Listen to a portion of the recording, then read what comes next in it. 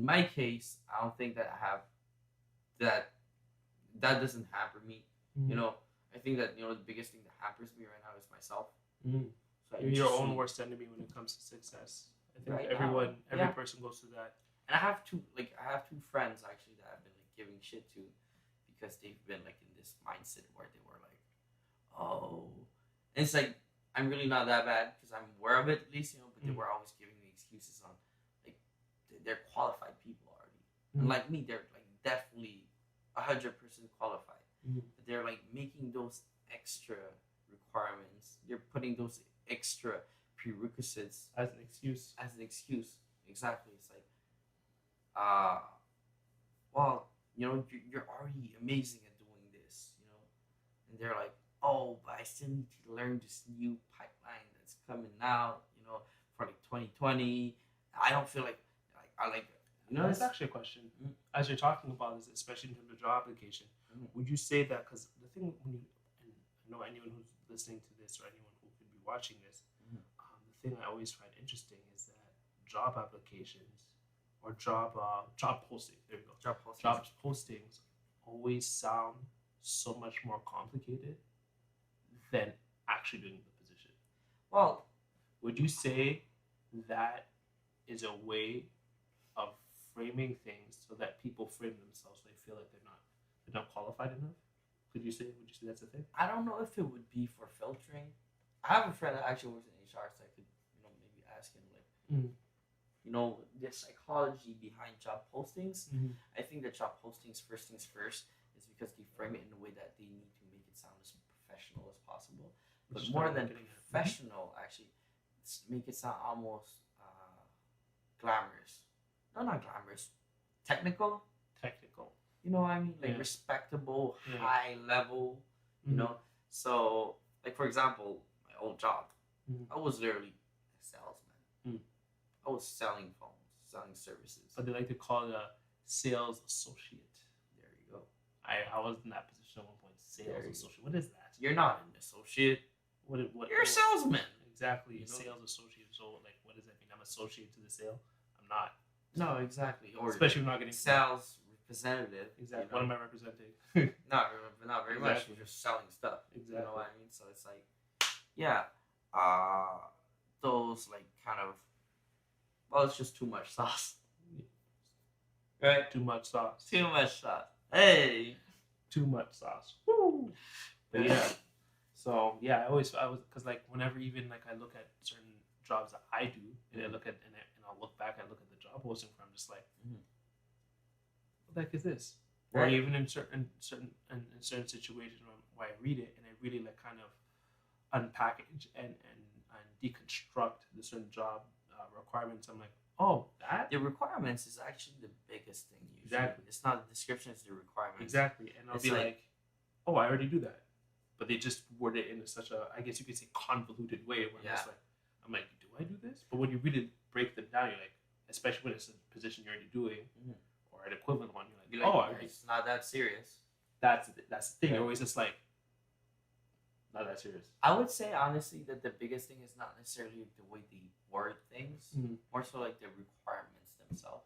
It's like, oh, entry level must have 3 to 4 years of experience. What?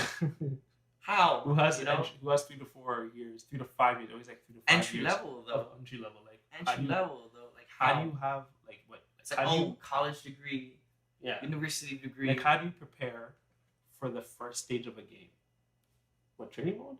The demo? There's like what is that? You're just like, yo, you know what?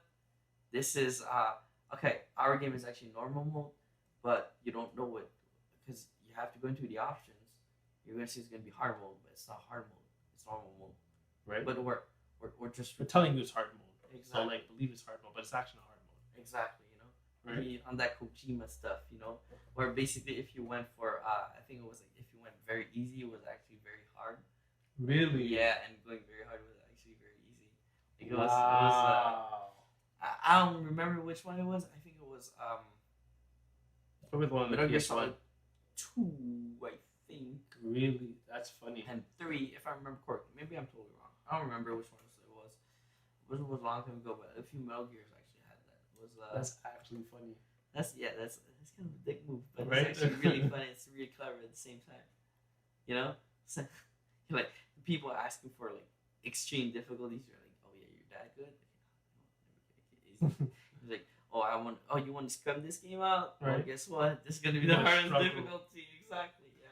But yeah, I think that the biggest problem with job applications is not necessarily like the way they phrase things. Obviously, it gets confusing sometimes. Entry level, 5 years of experience. 5 years is not 5 years. You're a senior at this point. Pretty much. Like if Five- you've 5 done years 5 years of something, you should move on. You're a senior at this point. You have Yeah. experience. Yeah. Know? Like after 5 years, damn, you could be lead. Yeah. You know, maybe depending on what thing, but like you definitely are a senior in that thing. Yeah, true. After 5 years, you know, Yeah. you're not entry level anymore, but they're like 3 to 5 years entry level. I know I've read Junior that sometimes. designer, 3 to 5 years. It's a junior designing position. Why are you telling me? You know, No one can have that experience already. at, Because at that point, at that point, if you're not a junior anymore, exactly. if you have 3 to 5 You're experience, senior. like you're at least regular. Exactly. If there is regular, I don't know. You just like, but yeah, I get like for me personally, this is something that in my mind I have to get over. Because in my mind, I'm never good enough yet. Because I have this grinder's mentality of like I gotta achieve things. I gotta keep going, and it's like, oh, I gotta keep getting better on this part or this aspect of myself or this skills, and it's never ending. I gotta stop giving excuses for myself and just like do it, you know. But yeah, as I've told you, I have like 2 friends that they confine themselves within certain boxes, and it's like one of them is especially overqualified for pretty much all the jobs he's telling me about right now. And he's making a big deal out of it, kind of not bad, but like really low ranking in comparison to his skill set, to the knowledge he has, and to the things he has accomplished. You know, he's making a big deal out of it because he's telling himself that he's not meeting this or that requirement, and then even though he's meeting all those requirements, he's like, oh yeah, but I still feel like I need this, or I still feel I need that. It's like you're always gonna feel like you could get better. Yeah. Because if you don't, then you're really arrogant. True. You know what I mean? Yeah. And well, if you feel like you're finally meeting like the whole list of like 3 to 5 years, I'm sorry to say, but after 5 years, I'm definitely not applying as a design as a junior or something.